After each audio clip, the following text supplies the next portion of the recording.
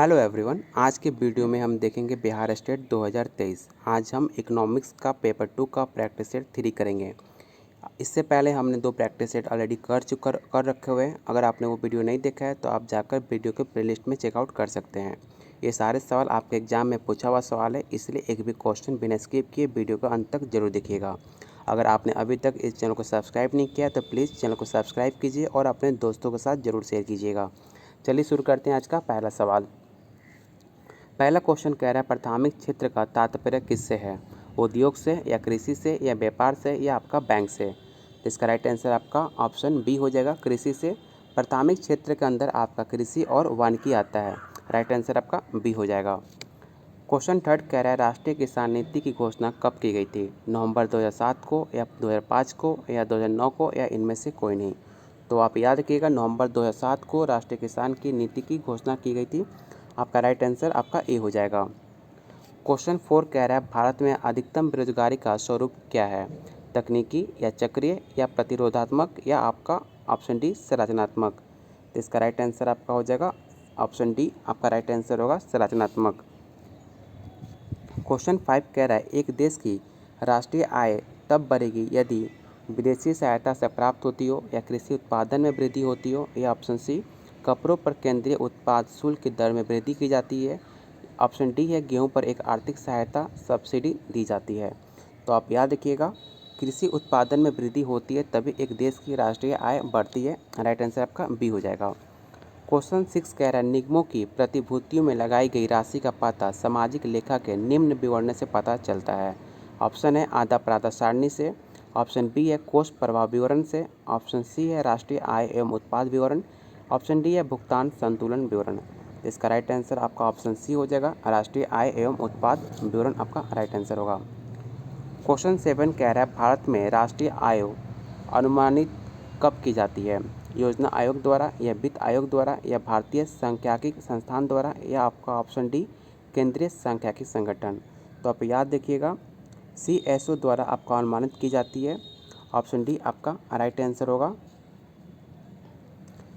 अगर आपसे ये भी पूछा जा सकता है कि जो आपका CSO है केंद्रीय सांख्यिकी संगठन कब किया गया था, तो आप याद रखिएगा 2 मई 1951 का आपका स्थापना हुआ था CSO का। राइट आंसर डी हो जाएगा।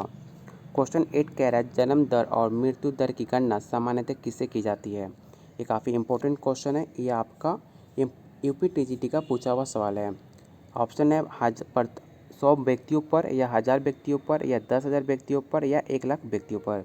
तो इसका राइट आंसर आपका हो जाएगा 1000 व्यक्तियों पर जन्म दर और मृत्यु दर की सामान्यतः हम जनगणना करते हैं। राइट आंसर आपका बी होगा। क्वेश्चन 9 कह रहा है राष्ट्रीय जनसंख्या नीति 2000 उद्देश्य है जनसंख्या को इस वर्ष तक स्थिर कर देना है। 2005 तक या 2035 तक या 2045 तक या आपका 2050 तक? तब सरकार ने 15 फरवरी 2000 को सरकार ने नई जनसंख्या नीति 2000 की घोषणा, जिसमें बल दिया कि 2045 तक जनसंख्या में हम प्राप्ति कर लेंगे स्थिरता। तो राइट आंसर आपका ऑप्शन सी हो जाएगा। क्वेश्चन 10 कह रहा है राष्ट्रों के आर्थिक वृद्धि की अवस्थाओं में उड़ान की अवस्था में निवेश की आवश्यक दर कितनी है?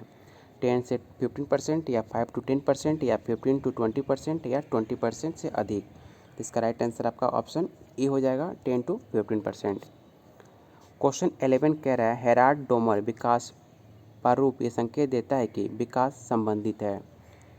तो प्रत्यक्ष रूप से बचत से K/O अनुपात का विलोम से संबंधित है। राइट आंसर ए हो जाएगा। क्वेश्चन 12 कह रहा है मार्क्स की धारणा थी कि पूंजीवाद में औद्योगिक सामरिकों की एक रिजर्व आर्मी बन जाती है क्योंकि? तो लगातार स्थिर पूंजी कांस्टेंट कैपिटल बढ़ाने से सामरिकों का स्थान पर पूंजी की प्रतिस्थापित कर लिया जाता है, इसलिए इसका राइट आंसर आपका सी हो जाएगा। क्वेश्चन 13 कह रहा है स्व स्फूर्ति अवस्था की शर्तें जिन्हें रोस्टोव ने दिया था वो क्या था? उत्पादन निवेश में दर में वृद्धि, ऑप्शन बी है अधिक वृद्धि दर के साथ एक या दो निर्मित क्षेत्र, ऑप्शन सी है सामाजिक तथा संस्थागत संरचना में परिवर्तन या इनमें से सभी? तो आपको पता होगा इनमें से सभी, आपका राइट आंसर हो जाएगा ऑप्शन डी। क्वेश्चन 14 कह रहा है निम्न में कौन आर्थिक विकास का सर्वश्रेष्ठ सूचक है? ऑप्शन ए है अधिक से अधिक उद्योग, ऑप्शन बी है उच्च जीवन स्तर, ऑप्शन सी है उच्च प्रति व्यक्ति आय, ऑप्शन डी है यातायात से आर्थिक साधन। तो इसका राइट आंसर आपका ऑप्शन सी हो जाएगा। उच्च प्रति व्यक्ति आय जब बढ़ेगी तो आपका आर्थिक विकास का जो उस टर्म सूचक होगा वो सब काफ़ी सर्वश्रेष्ठ हो जाएगा। राइट आंसर सी हो जाएगा। बिना प्रयास स्वाभाविक रूप से चलने वाली प्रक्रिया को हम क्या कहते हैं? आर्थिक प्रगति या आर्थिक सर्वृद्धि या आर्थिक विकास या आपका विकास दर। तो आप याद रखिएगा आर्थिक सर्वृद्धि आपका हो जाएगा right answer B.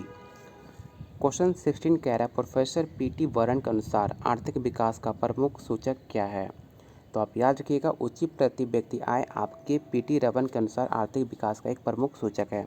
Right answer A हो जाएगा। क्वेश्चन 17 कह रहा है अभी भी दोहा कार्यसूची में शामिल करने के लिए अत्यधिक विवादास्पद विषय कौन सी है? तो आप याद रखिएगा कृषि वस्तुओं का व्यापार आपका एक काफ़ी क्रिटिकल एक सिचुएशन है, अत्यधिक विवाद विषय है। राइट आंसर सी हो जाएगा। क्वेश्चन 18 कह रहा है प्रतिकूल भुगतान संतुलन ठीक करने के लिए निम्न उपायों में कौन सा उपाय मौद्रिक नहीं है? अपस्फीति या आपका ऑप्शन बी है विनिमय नियंत्रण, ऑप्शन सी है अवमूल्यन, ऑप्शन डी है आयात नियंत्रण। तो इसका राइट आंसर आपका आयात नियंत्रण आपका राइट आंसर हो जाएगा ऑप्शन डी। क्वेश्चन 19 कह रहा है जुलाई 1991 में भारत ने रुपये का अवमूल्यन किया था 10% या 15% या आपका 23% या 30%। तो 1991 में रुपये का अवमूल्यन 3 चरणों में किया गया था।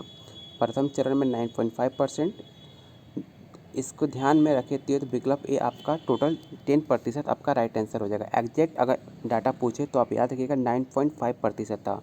अप्रॉक्स की बात की जाए तो टोटल 10% आप राइट आंसर टिक आउट कर सकते हैं। राइट आंसर ए होगा। क्वेश्चन 20 कह रहा है गत कुछ वर्षों में विभिन्न देशों द्वारा अपनाए गए विनिमय दर व्यवस्था को मोटे तौर पर स्वतंत्र परिवर्तनशील दर से लेकर एक माध्यम मुद्रा में अपरिवर्तनीय दर से टाकने के दर से भारत ने किस व्यवस्था को अपनाया है? तो आप याद रखिएगा एक मध्यम मुद्रा में अपरिवर्तनीय दर से टाकने की व्यवस्था ने अपनाया है। राइट आंसर बी हो जाएगा। चलते हैं क्वेश्चन 21 पर। क्वेश्चन 21 कह रहा है जब एक वस्तु के मूल्य में परिवर्तन के साथ उस पर कुल परिव्यय स्थिर रहता है तब वो क्या मामला होता है? पूर्ण लोचनशील मांग का या पूर्णतः अलोचनशील मांग का, ऑप्शन सी है एकीकृत लोचनशील मांग का या ऑप्शन डी अपेक्षाकृत लोचनशील मांग का। तो इसका राइट आंसर आपका ऑप्शन सी हो जाएगा एकीकृत लोचनशील मांग का। क्वेश्चन 22 कह रहा है एडम स्मिथ द्वारा प्रतिपादित स्वतंत्र व्यापार का केंद्र बिंदु कहाँ पर रहा है? तो आप याद रखिएगा श्रम विभाजन आपका स्वतंत्र व्यापार का केंद्र मुख्य बिंदु है। राइट आंसर डी हो जाएगा। क्वेश्चन 23 कह रहा है अंतर्राष्ट्रीय व्यापार सिद्धांत में औसत लागत का प्रयोग सबसे पहले किसने करा था? जी हैरल्ड बलर ने या डी रिकॉर्डो ने या बी ओल्हिन ने या जे ई मिड ने। तो राइट आंसर आपका ऑप्शन ए हो जाएगा। क्वेश्चन 24 कह रहा है तुलनात्मक लागत सिद्धांत का प्रतिपादन किसने किया था? तो आप याद रखिएगा तुलनात्मक लागत का सिद्धांत आपके डेविड रिकॉर्डो द्वारा सबसे पहले प्रतिपादन किया गया था। राइट आंसर आपका बी हो जाएगा। क्वेश्चन 25 कह रहा है निम्न में कौन सा स्रोत भारतीय कृषकों के लिए सबसे ज़्यादा सर्वश्रेष्ठ है? ऑप्शन है महाजन, ऑप्शन बी है सहकारी साख, ऑप्शन सी है व्यावसायिक बैंक या आपका सरकार। तो याद रखिएगा वर्तमान में व्यावसायिक बैंक भारतीय कृषकों के लिए सर्वश्रेष्ठ स्रोत माना जाता है। मार्च 2017 में सरकारी बैंकों का 79% हिस्सा कृषि साख पर था। इसका राइट आंसर आपका ऑप्शन सी हो जाएगा। क्वेश्चन 26 कह रहा है मंदी और बेरोजगारी को दूर करने में मौद्रिक नीति का अंतर्गत अपनाए गए उपाय कौन सी है? नकदी कोष अनुपात को बढ़ाना, ऑप्शन बी है वैधानिक तरलता को अनुपात को घटाना, ऑप्शन सी है नकदी कोष अनुपात को घटाना या आपका ऑप्शन डी बी और सी। तो राइट आंसर आपका बी और सी हो जाएगा। क्वेश्चन 27 कह रहा है भारतीय रिजर्व बैंक की मौद्रिक नीति क्या है? साख विस्तार या साख नियंत्रण, ऑप्शन सी है नियंत्रित मुद्रा विस्तार या ऑप्शन डी सस्ती मुद्रा नीति। तो आप याद रखिएगा भारतीय रिजर्व बैंक परिणात्मक एवं गुणात्मक तरीके से साख पर नियंत्रण लाता है। इसके लिए तरह तरह से नियंत्रण की मुद्रा के विस्तार पर रोक लगाई जाती है। तो इसका राइट आंसर आपका ऑप्शन सी हो जाएगा नियंत्रित मुद्रा विस्तार। क्वेश्चन 28 कह रहा है मंडी की पोजीशन में किस तरह का बजट हम अपेक्षित करते हैं? घाटे का बजट, संतुलित बजट या शून्य आधारित बजट या आपके अतिरिक्त बजट। तो आप याद रखिएगा घाटे का बजट जब कोई संकट आ जाता है तो उस टाइम हम घाटे का बजट अनुमान करते हैं। राइट आंसर आपका ए हो जाएगा। क्वेश्चन 29 कह रहा है यदि बेरोजगारी के साथ कीमतों में भी वृद्धि हो तो इस पोजीशन को क्या कहा जाएगा?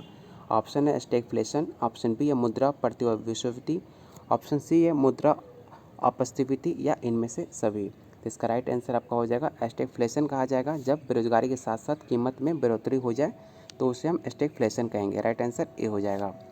क्वेश्चन 30 कह रहा है ग्रेसम का क्या नियम है। तो आप याद रखिएगा, बुरी मुद्रा अच्छी मुद्रा से प्रचलन से बाहर कर देती है। राइट आंसर आपका सी हो जाएगा। क्वेश्चन 31 कह रहा है भारत में मुद्रा भंडारण में M1 संदर्भित क्या करता है। डाक पर बचत निक्षेप या बैंकों द्वारा समय निक्षेप या आपके कुल डाक पर निक्षेप या ऑप्शन डी करेंसी प्लस मांग निक्षेप प्लस RBI का अन्य जमाएं। तो इसका राइट आंसर आपका ऑप्शन डी हो जाएगा। क्वेश्चन 32 कह रहा है सार्वजनिक आय और व्यय के अंतर को पूरा किया जा सकता है बाजार से उधार लेकर या दूसरे देश से उधार लेकर या नई मुद्रा निर्मित कर या इनमें से सभी। तो आप इसे याद रखिएगा, इनमें से सभी आपका राइट आंसर होगा। अगर किसी सार्वजनिक स्तर आपके देश का कोई व्यय का अंतर पूरा कर सकता है तो ये टोटल मिलकर आपका अंतर वो ख़त्म किया जा सकता है। राइट आंसर आपका डी हो जाएगा। अगला क्वेश्चन 33 कह रहा है वो प्रक्रिया जिसके द्वारा कर के मौद्रिक भार को एक व्यक्ति से दूसरे व्यक्ति पर स्थानांतरित किया जा सकता है उसे हम क्या कहेंगे। ऑप्शन है करपात, ऑप्शन बी है कर विवर्तन, ऑप्शन सी है करघाट या कर का स्थानांतर। इसका राइट आंसर आपका ऑप्शन बी हो जाएगा, कर विवर्तन आपका राइट आंसर होगा। क्वेश्चन 34 कह रहा है यदि मांग वक्र x अक्ष के समांतर हो तो करपात क्या होगा। उत्पादक पर होगा या क्रेता पर होगा या विक्रेता पर होगा या आपके फर्म पे होगा। तो आप याद रखिएगा, टोटल आपका विक्रेता पर डिपेंड करता है। राइट आंसर आपका सी हो जाएगा।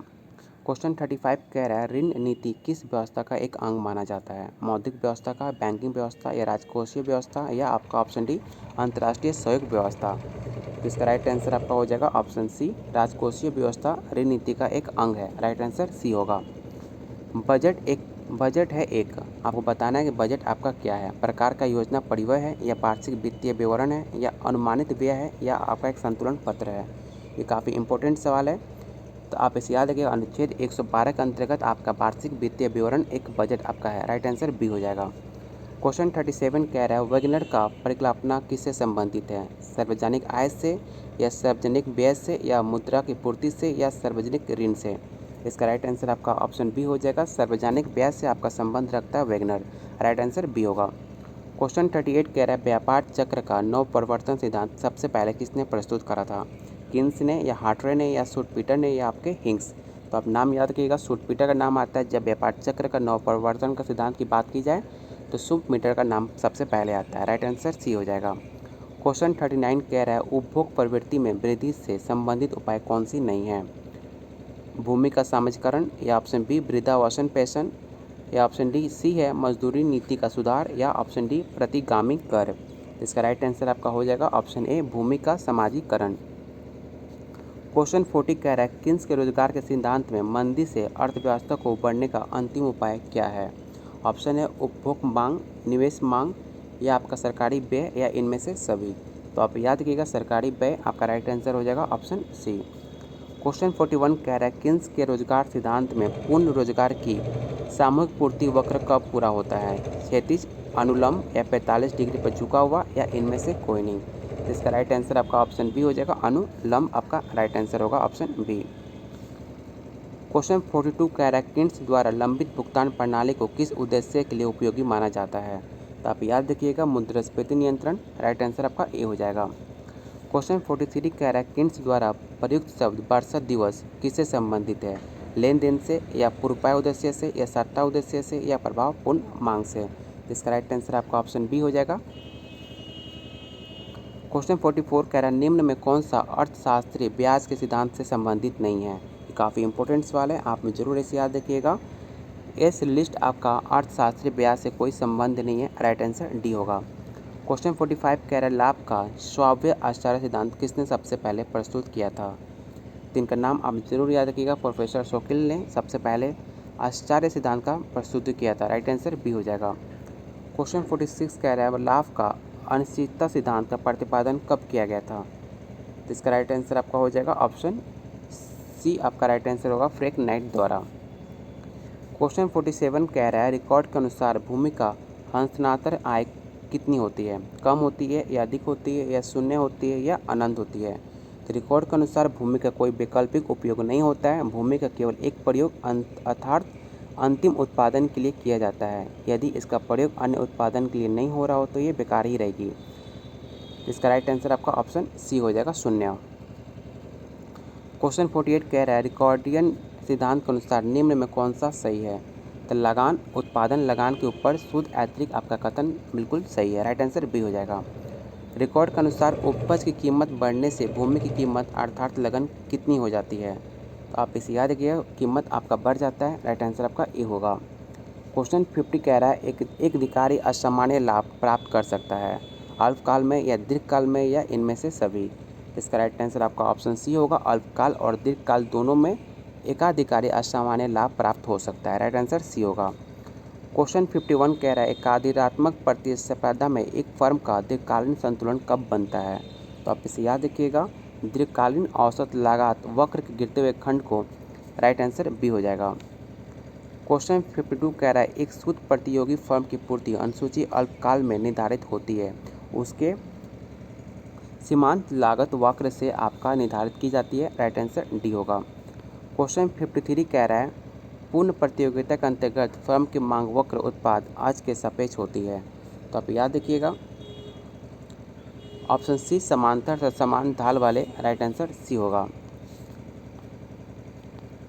आज का लास्ट क्वेश्चन रहेगा निम्नलिखित चित्र में प्रतिस्पर्धी फर्म का टी बिंदु किस पर होता है।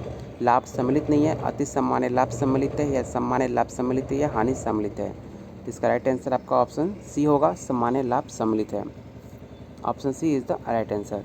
अगर आपको वीडियो पसंद आई हो, मेरी मेहनत पसंद आई हो तो प्लीज़ वीडियो को लाइक और अपने दोस्तों के साथ ज़रूर शेयर कीजिएगा। अगर आप लाइक और अपने दोस्तों के साथ शेयर कीजिएगा तो हम कोशिश करेंगे इस पर मतलब बहुत ज़्यादा वीडियो लाकर आपके एग्ज़ाम जो बहुत ज़्यादा पास में है उसको और ज़्यादा तैयारी को और ज़्यादा मजबूत कराया जा सके। चलिए बहुत जल्द मिलते हैं एक अगले टॉपिक पर।